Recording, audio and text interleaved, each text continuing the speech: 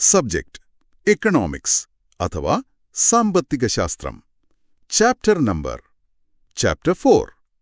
Chapter name presentation of data, അതായത് വിവരങ്ങളുടെ അവതരണം. ഓക്കെ, അപ്പൊ നമുക്ക് തുടങ്ങാം.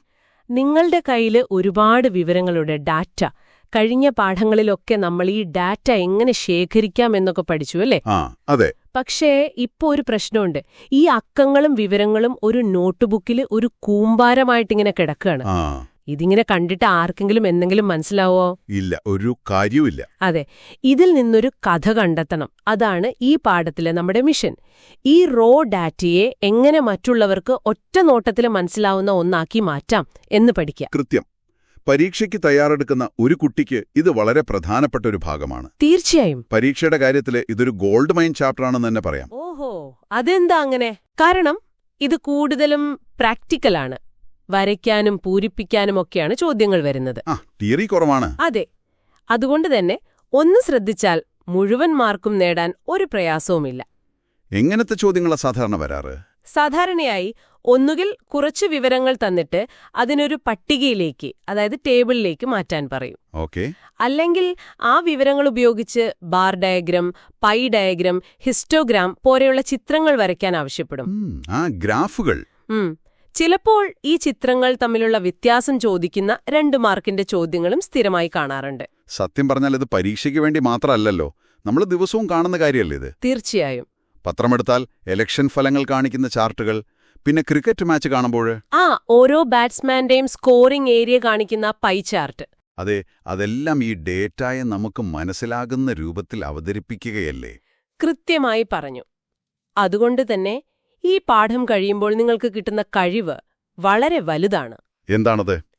ഏത് സങ്കീർണമായ ഡേറ്റയെയും മറ്റുള്ളവർക്ക് എളുപ്പത്തിൽ ദഹിക്കുന്ന രീതിയിൽ ചിട്ടയായ പട്ടികകളായും ആകർഷകമായ ചിത്രങ്ങളായും മാറ്റിയെടുക്കാൻ നിങ്ങൾക്ക് സാധിക്കും. അത് കൊള്ളാം. അത് പരീക്ഷയ്ക്ക് മാത്രമല്ല, ഭാവിയിലും ഒരുപാട് ഉപകാരപ്പെടുന്ന ഒരു സ്കില്ലാണ്. Okay, let's unpack this. അപ്പം നമ്മുടെ കയ്യിൽ ഈ ഡേറ്റയുടെ കൂമ്പാരമുണ്ട്. ഇതിനെ ഒന്ന് മെരുകിയെടുക്കാനുള്ള ടൂൾസ്, അതായത് രീതികൾ എന്തൊക്കെയാണ്? പ്രധാനമായും 3 ടൂൾസാണ് നമ്മുടെ പുസ്തകത്തിൽ പറയുന്നത്. ഓക്കെ. ഒന്നാമത്തെ രീതിയാണ് ടെക്സ്ച്വൽ പ്രസന്റേഷൻ, അല്ലെങ്കിൽ വിവരണാത്മക അവതരണം. പേര് കേൾക്കുമ്പോൾ തന്നെ മനസ്സിലാകുന്നുണ്ട്. അതെ, പേര് സൂചിപ്പിക്കുന്നത് പോലെ തന്നെ കിട്ടിയ വിവരങ്ങളെക്കുറിച്ച് നമ്മളൊരു കഥ പോലെ ഒരു പാരഗ്രാഫിൽ എഴുതി വെക്കുന്നു. ടെക്സ്റ്റ് ബുക്കിലെ കേസ് 1 പോലെ. 2020-ൽ ഇന്ത്യയിൽ ഇത്ര പെട്രോൾ പമ്പുകൾ ഉണ്ടായിരുന്നു, അതിൽ ഇത്ര എണ്ണം പൊതുമേഖലയിലും. അതെ, അതുതന്നെ. ഒരു ഖണ്ഡികയിൽ വിവരിക്കുന്നത്. സത്യം പറഞ്ഞാല് അത് വായിച്ചെടുക്കാൻ കുറച്ചൊരു ക്ഷമ വേണം. അക്കങ്ങൾക്കിടയിൽ കാര്യം തിരയുന്നത് പോലെയാണ്. അതെ, അതാണ് അതിന്റെ പ്രധാന പ്രശ്നം. വളരെ കുറച്ച് ഡാറ്റയുള്ളൂ എങ്കിൽ ഈ രീതി നല്ലതാണ്. പക്ഷെ ഡാറ്റയുടെ അളവ് കൂടുമ്പോൾ ഇത് വായിക്കുന്നയാൾക്കൊരു തലവേദനയാവും. ശരിയാണ്. ആ ഒരു പ്രശ്നം പരിഹരിക്കാനാണ് നമ്മൾ രണ്ടാമത്തെ രീതിയിലേക്ക് വരുന്നത്. കുറച്ചുകൂടി ചിട്ടയായ രീതി. എന്താണത്? ടാബുലർ പ്രസന്റേഷൻ, അഥവാ പട്ടിക രൂപത്തിലുള്ള അവതരണം. ആശ്വാസം. വിവരങ്ങളെ വരികളും നിരകളുമായി റോസ് ആൻഡ് കോളംസായി ഒതുക്കിവെക്കുക. അതെ, കാണാനും എളുപ്പം, താരതമ്യം ചെയ്യാനും എളുപ്പം. ഇതാണ് ശരിക്കും പറഞ്ഞാൽ ഡാറ്റ അവതരണത്തിന്റെ നട്ടെല്ല്. Okay, backbone. അതെ, കൂടുതൽ വിശകലനങ്ങൾക്കും പഠനങ്ങൾക്കും ഡേറ്റയെ തയ്യാറാക്കുന്നത് ഈ രൂപത്തിലാണ്. ശരി. പക്ഷേ ചിലപ്പോൾ അക്കങ്ങളേക്കാൾ വേഗത്തിൽ ഒരു ചിത്രം സംസാരിക്കും. തീർച്ചയായും. അവിടെയാണ് നമ്മുടെ മൂന്നാമത്തെ ടൂള് വരുന്നത്, ഡയഗ്രമാറ്റിക് പ്രസന്റേഷൻ. ചിത്രങ്ങൾ ഉപയോഗിച്ചുള്ള അവതരണം. അതെ, അത് ശരിയാണ്. ഒരു വലിയ ടേബിളിലെ 100 കണക്കുകൾ നോക്കുന്നതിനേക്കാൾ എത്രയോ എളുപ്പമാണ് ഒറ്റ ചിത്രത്തിൽ നിന്ന് കാര്യങ്ങൾ മനസ്സിലാക്കുന്നത്. എക്സാക്ട്ലി. ഒരു ചിത്രം 1000 വാക്കുകൾക്ക് തുല്യമാണെന്ന് പറയുന്നത് പോലെ. ഒരു ഡാറ്റയിലെ ട്രെൻഡ്, താരതമ്യം, അല്ലെങ്കിൽ അതിന്റെ ഘടന എന്നിവ ഒറ്റ നോട്ടത്തിൽ മനസ്സിലാക്കാൻ ചിത്രങ്ങൾക്കേ കഴിയൂ. എങ്കിൽ നമുക്ക് ആ നട്ടെല്ലിൽ നിന്ന് തന്നെ തുടങ്ങാം. ടേബുലർ പ്രസന്റേഷൻ. ഒരു പട്ടിക തയ്യാറാക്കുമ്പോൾ വെറുതെ കുറച്ച് വരച്ച് ഡാറ്റ എഴുതിയാൽ മതിയോ? പോരാ. ഒരു നല്ല പൂർണ്ണമായ പട്ടികയ്ക്ക് കൃത്യമായ ചില ഭാഗങ്ങളുണ്ട്. പരീക്ഷയ്ക്ക് ഇത് വളരെ പ്രധാനമാണ്. ഏകദേശം ഒരു 8 ഭാഗങ്ങൾ. 8 ഭാഗങ്ങളോ? അതെ.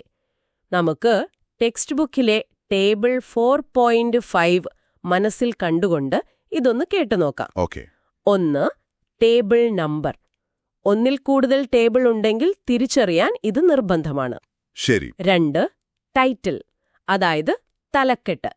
ഈ പട്ടിക എന്തിനെക്കുറിച്ചാണ് എന്ന് ഒറ്റ വാചകത്തിൽ വ്യക്തമാക്കണം.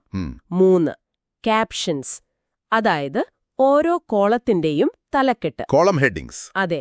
4 സ്റ്റബ്സ്, അതായത് ഓരോ വരിയിലും എന്താണ് രേഖപ്പെടുത്തുന്നത് എന്ന് കാണിക്കുന്ന തലക്കെട്ട്. Row headings. ഓക്കേ, 4 എണ്ണമായി. അതെ. 5ാമത്തേതാണ് ബോഡി ഓഫ് ദ ടേബിൾ. നമ്മൾ ഡേറ്റ എഴുതുന്ന പ്രധാന സ്ഥലം. അതെ. ഇനി 6ാമത്തേത് യൂണിറ്റ് ഓഫ് മെഷർമെന്റ്. അളവ്. പട്ടികയിലെ അക്കങ്ങൾ കോടിയിലാണോ, ലക്ഷത്തിലാണോ, ശതമാനത്തിലാണോ എന്നൊക്കെ വ്യക്തമാക്കണം. അത് വിട്ടുപോയാൽ ആകെ കുഴപ്പമാവും. അതെ, പട്ടികയുടെ അർത്ഥം തന്നെ മാറിപ്പോകും. ഇനി 7ാമത്തേത് സോഴ്സ്. സ്രോതസ്. ഇതെന്തിനാ കൊടുക്കുന്നത്? ഡേറ്റയുടെ വിശ്വാസ്യത ഉറപ്പുവരുത്താൻ അത് അത്യാവശ്യമാണ്. നിങ്ങൾ സ്വന്തമായി ഒരു സർവേ നടത്തിയാണ് ആ ഡേറ്റ കണ്ടെത്തിയതെങ്കിൽ പ്രൈമറി സർവേ എന്ന് സോഴ്സായി കൊടുക്കാം. ഓക്കെ. അല്ലെങ്കിൽ സെൻസസ് ഓഫ് ഇന്ത്യ 2011 എന്നോ ഇക്കണോമിക് സർവേ എന്നൊക്കെ കൊടുക്കാം. ശരി. ഇനി 8ാമത്തേത്. അവസാനമായി 8ാമത്തേത് നോട്ട്, ഒരു അടിക്കുറിപ്പ് പോലെ. പട്ടികയെക്കുറിച്ച് എന്തെങ്കിലും പ്രത്യേകമായി പറയാനുണ്ടെങ്കിൽ, ഉദാഹരണത്തിന് കണക്കുകൾ റൗണ്ട് ചെയ്തിരിക്കുന്നു എന്നൊക്കെ. Figures are rounded. അതെ. ഈ 8 ഭാഗങ്ങളും ചേരുമ്പോഴാണ് അതൊരു ശാസ്ത്രീയമായ പട്ടികയാവുന്നത്. പരീക്ഷയ്ക്ക് ഓരോ ഭാഗത്തിനും മാർക്കുണ്ടാവും. ഓക്കെ. അപ്പോ പട്ടികയുടെ കാര്യം വ്യക്തമായി. ഇനി നമുക്ക് കുറച്ചുകൂടി കളർഫുള്ളായ ഭാഗത്തേക്ക് പോകാം, ചിത്രങ്ങളിലേക്ക്. ഇതിലാദ്യം വരുന്നത് ബാർ ഡയഗ്രാം ആണല്ലോ. അതെ. ജോമെട്രിക് ഡയഗ്രാംസ് എന്ന വിഭാഗത്തിലാണ് ബാർ ഡയഗ്രാം വരുന്നത്. ഇതെന്തിനാ പ്രധാനമായി ഉപയോഗിക്കുന്നത്?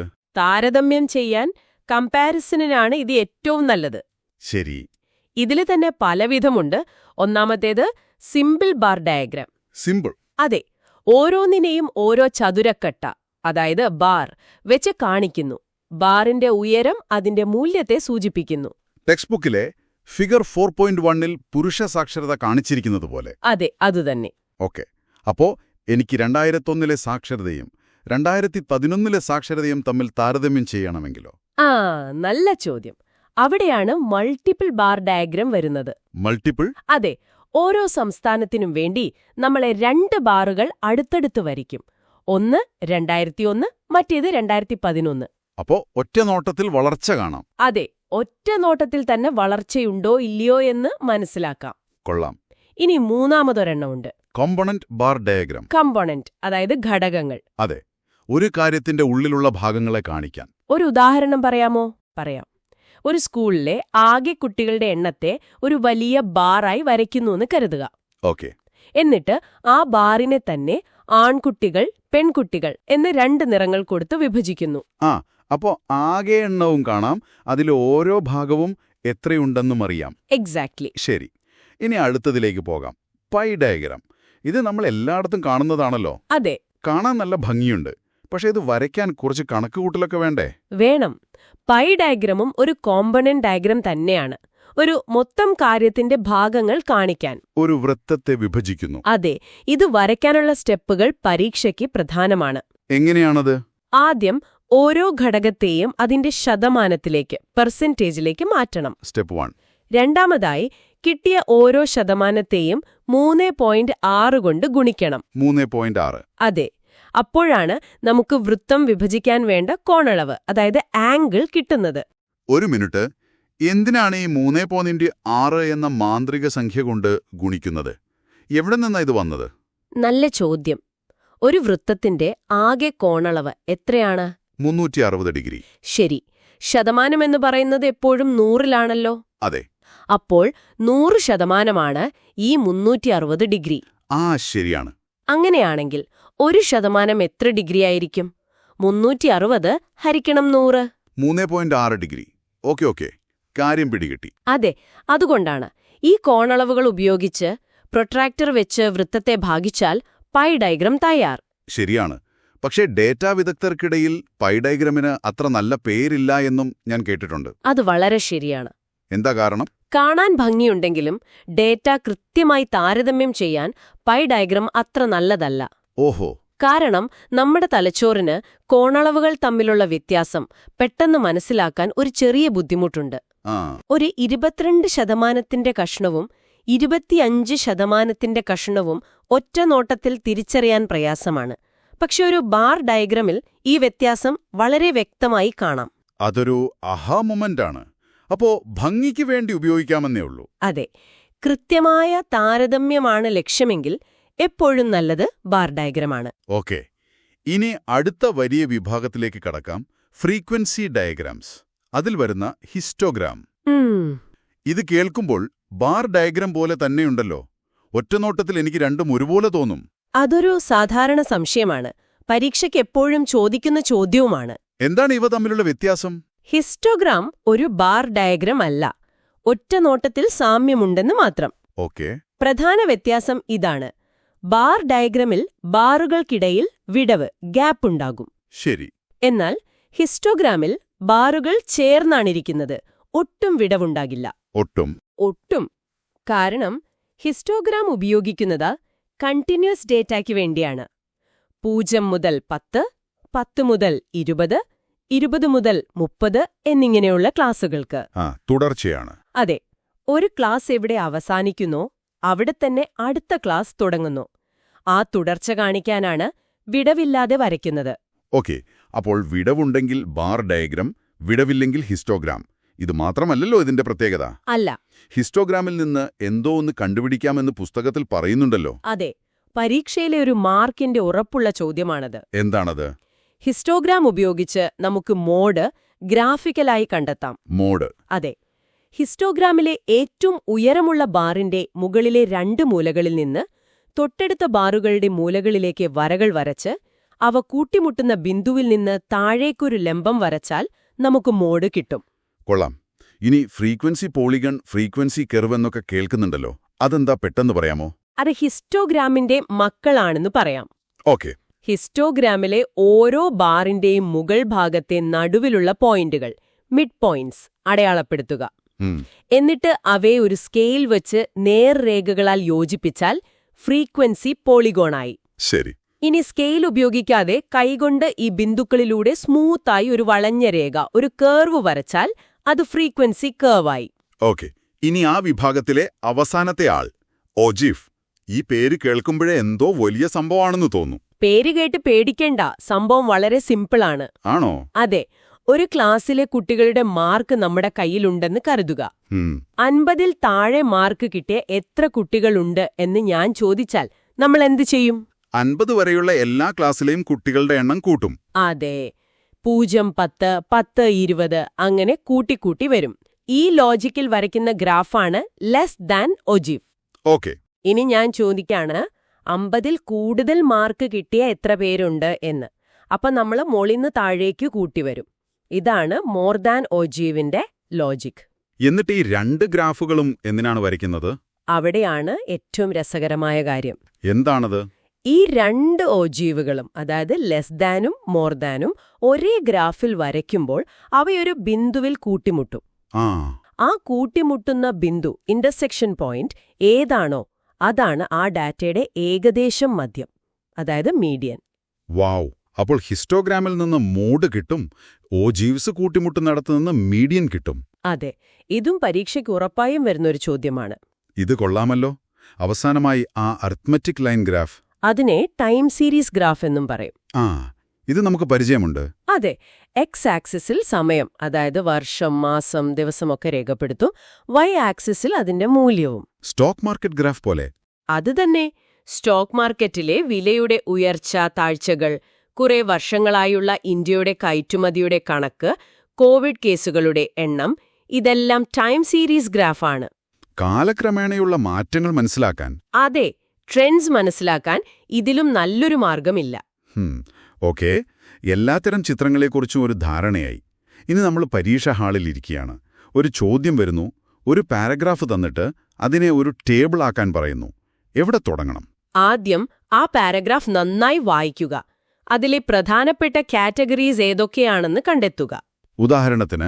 ഉദാഹരണത്തിന് വർഷം, ഉൽപ്പാദനം, കയറ്റുമതി എന്നിങ്ങനെ. ഇവയായിരിക്കും നമ്മുടെ കോളത്തിന്റെ തലക്കെട്ടുകൾ, അതായത് ക്യാപ്ഷൻസ്. ഓക്കെ. ബാക്കിയുള്ള വിവരങ്ങൾ സ്റ്റബ്സ് ആകും. പിന്നെ ഞാൻ നേരത്തെ പറഞ്ഞ 8 ഭാഗങ്ങളും ഓർത്ത് ഒരു പട്ടിക വരച്ച് വിവരങ്ങൾ പൂരിപ്പിക്കണം. തലക്കെട്ട്, യൂണിറ്റ്, സോഴ്സ് ഒന്നും മറക്കരുത്. അതെ. ശരി. ഇനി ഒരു ഡേറ്റ തന്നിട്ട് അതിനനുയോജ്യമായ ഡയഗ്രം വരയ്ക്കാൻ പറഞ്ഞാലോ?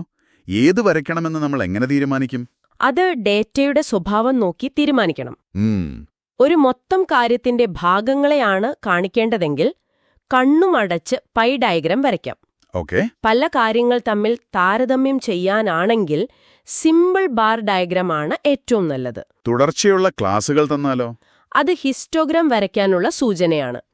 കാലക്രമേണയുള്ള മാറ്റമാണ് കാണിക്കേണ്ടതെങ്കിൽ ടൈം സീരീസ് ഗ്രാഫ്. ഓക്കെ, ഇപ്പോൾ ഏകദേശം ഒരു ഐഡിയ കിട്ടി. എന്നാലും ഈ ചാപ്റ്ററിൽ വിദ്യാർത്ഥികൾക്ക് സ്ഥിരമായി തെറ്റുപറ്റുന്ന ചില ട്രാപ്പുകൾ ഉണ്ടാവുമല്ലോ? തീർച്ചയായും. എന്തൊക്കെയാണത്? ഒന്നാമത്തേത് ഞാൻ നേരത്തെ സൂചിപ്പിച്ച ഹിസ്റ്റോഗ്രാം വേഴ്സസ് ബാർ ഡയഗ്രമാണ്. അത് മാറിപ്പോകാൻ സാധ്യതയുണ്ട്. അതെ, ഹിസ്റ്റോഗ്രാമിൽ വിടവില്ല, ബാർ ഡയഗ്രാമിൽ വിടവുണ്ട്. ഇത് ഓർക്കാനൊരു എളുപ്പവഴിയുണ്ട്. ഹിസ്റ്ററി ഒരു തുടർച്ചയുള്ള കഥയല്ലേ? അതുപോലെ ഹിസ്റ്റോഗ്രാം തുടർച്ചയുള്ള ഡേറ്റയ്ക്ക് വേണ്ടിയുള്ളതാണ്. കൊള്ളാം. രണ്ടാമത്തെ തെറ്റ്, പട്ടിക വരയ്ക്കുമ്പോൾ തലക്കെട്ട്, യൂണിറ്റ്, സ്രോതസ് എന്നിവ എഴുതാൻ മറന്നുപോകുന്നതാണ്. അതിനെല്ലാം മാർക്ക് പോകും.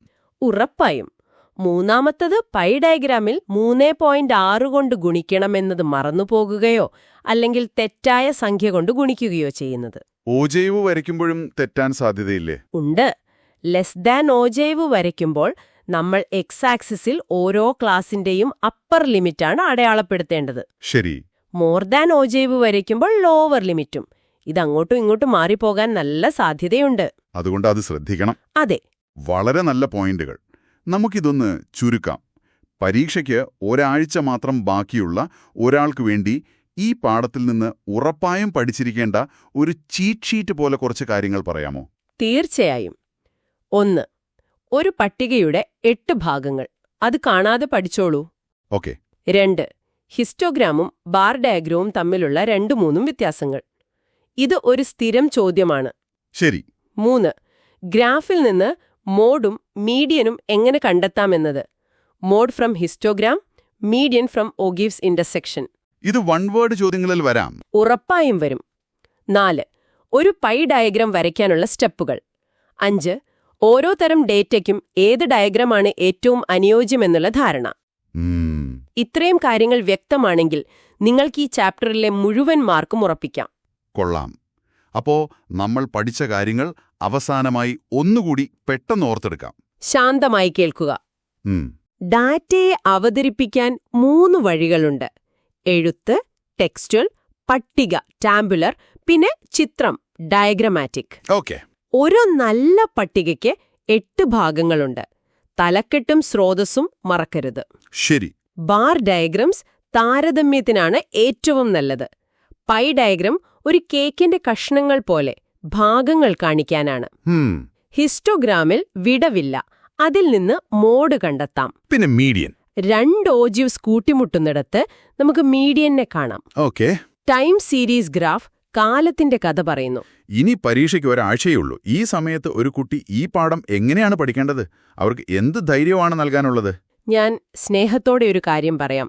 എക്കണോമിക്സിലെ കണക്കുകളുടെ ഭാഗം വരുമ്പോൾ പലർക്കും ഒരു പേടിയാണ്. അത് ശരിയാണ്. പക്ഷേ ഈ പാഠഭാഗം അങ്ങനെയല്ല. ഇത് മാർക്ക് വാങ്ങിത്തരുന്ന ഒരു ഭാഗമാണ്. ഏറ്റവും എളുപ്പത്തിൽ മുഴുവൻ മാർക്കും സ്കോർ ചെയ്യാൻ കഴിയുന്ന ഒന്ന്. ഏതെങ്കിലും ഒരു ടേബിൾ എടുത്ത് ഒരു പേപ്പറിൽ സ്വയം ഒരു ബാർ ഡയഗ്രം വരച്ചു നോക്കുക. പരിശീലിക്കണം. അതെ, തെറ്റിക്കോട്ടെ, സാരമില്ല. പരിശീലിക്കുമ്പോൾ അത് ശരിയായിക്കോളും. പുസ്തകത്തിന് പിന്നിലെ ചോദ്യങ്ങൾ, പ്രത്യേകിച്ച് ഡയഗ്രം വരയ്ക്കാനുള്ളവ നിർബന്ധമായും ചെയ്തു നോക്കണം. അതെന്തിനാ? കാരണം ഉത്തരമറിയുന്നത് പോരാ, പരീക്ഷാ ഹാളിൽ സമയത്തിനുള്ളിൽ വൃത്തിയായി വരയ്ക്കാൻ കഴിയണം. അത് വളരെ പ്രധാനമാണ്. ഒരാഴ്ചയുണ്ട്. ഒരു ദിവസം 2-3 മണിക്കൂർ ഈ പാഠത്തിനു വേണ്ടി മാറ്റിവെച്ചാൽ മതി. നിങ്ങൾക്ക് തീർച്ചയായും ഇത് നന്നായി പഠിക്കാൻ സാധിക്കും. എല്ലാവിധ ആശംസകളും. ഈ പാഠം നന്നായി മനസ്സിലാക്കിയ സ്ഥിതിക്ക് നിങ്ങൾക്കായി ഒരു അവസാന ചിന്ത. അടുത്ത തവണ നിങ്ങൾ പത്രത്തിലോ ഓൺലൈനിലോ ഒരു TV ചർച്ചയിലോ ഏതെങ്കിലും ഒരു ഗ്രാഫ് കാണുമ്പോൾ അത് വെറുതെ നോക്കിവിടാതിരിക്കുക. ഒരു നിമിഷം ആലോചിക്കുക. അവർ കാണിച്ചിരിക്കുന്ന ഡാറ്റയ്ക്ക് ഏറ്റവും അനുയോജ്യമായ ചിത്രമാണോ അത്? ഒരു ബാർ ഡയഗ്രാമിന് പകരം ഒരു പൈ ഡയഗ്രാം ഉപയോഗിച്ചിരുന്നെങ്കിൽ ആ കഥ മറ്റൊന്നാകുമായിരുന്നോ? ആരാണോ ചിത്രം തിരഞ്ഞെടുക്കുന്നത് അവർക്ക് ആ ഡാറ്റയുടെ കഥയെ സ്വാധീനിക്കാൻ കഴിയും. ആ ഒരു വിമർശനാത്മക കണ്ണോടെ ഡാറ്റയെ നോക്കാൻ ഈ പാഠം നിങ്ങളെ സഹായിക്കും.